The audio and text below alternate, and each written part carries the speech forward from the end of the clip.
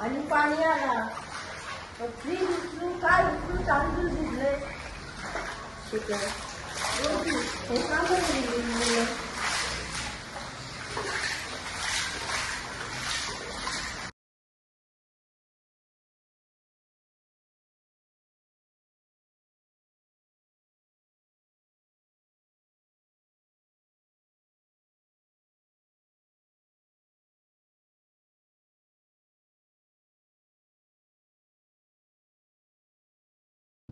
गाव तर पाण्याखाली आहेच. आता आमच्याकडे हा कातलपाडा आहे आमचा चिरनेरमधील.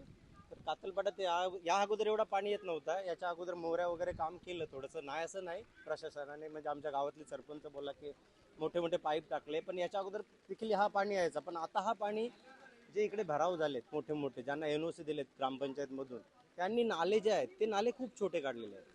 जे 4 फुटाचे नाले काढलेत कोणी, आणि काही जे नाले काढले ते पूर्ण म्हणजे जे पाण्याची वाट जायला पाहिजे ते नाही. त्यांनी पूर्ण गावातून तो पाणी सोडलेला आहे, आणि तो गावातून मूलपाड्यातून तसा पूर्ण पाणी फिरत फिरत आमच्याकडनं हा येतो. आणि आत्ता तरी हा पाणी खूप कमी आहे बघा. याची लेवल काल जर आला असता तुम्ही तर ही पाण्याची लेवल तुम्हाला एवढी मिळाली असती. आमच्या घरातल्या सर्व वस्तू खराब झाल्यात.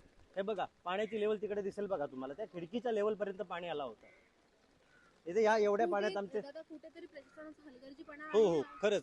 परत प्रशिक्षणाचं पण हलगर्जीपणा आहे. परत आमच्या गावातली जे ग्रामपंचायत सदस्य बोला, सरपंच बोला, या सर्वांचा हलगर्जीपणा आहे. यात ऍक्च्युली एवढं पाणी आहे तर ग्रामपंचायत जे आहेत सदस्य बोला, उपसरपंच, सरपंच, त्यांनी इकडे बघायला आलं पाहिजे की मुलं बोला यांचे कुठे गेले असतील, काय करत असतील, हे काय करतात, यांना जेवण भेटले की नाही, काय आहे की नाही, काहीच नाही. या प्रशासन खूप लांब राहिलं. आता जे गावातले आहेत तेच बघत नाही तर प्रशासन काय बघायला येणार आहे इकडे आम्हाला.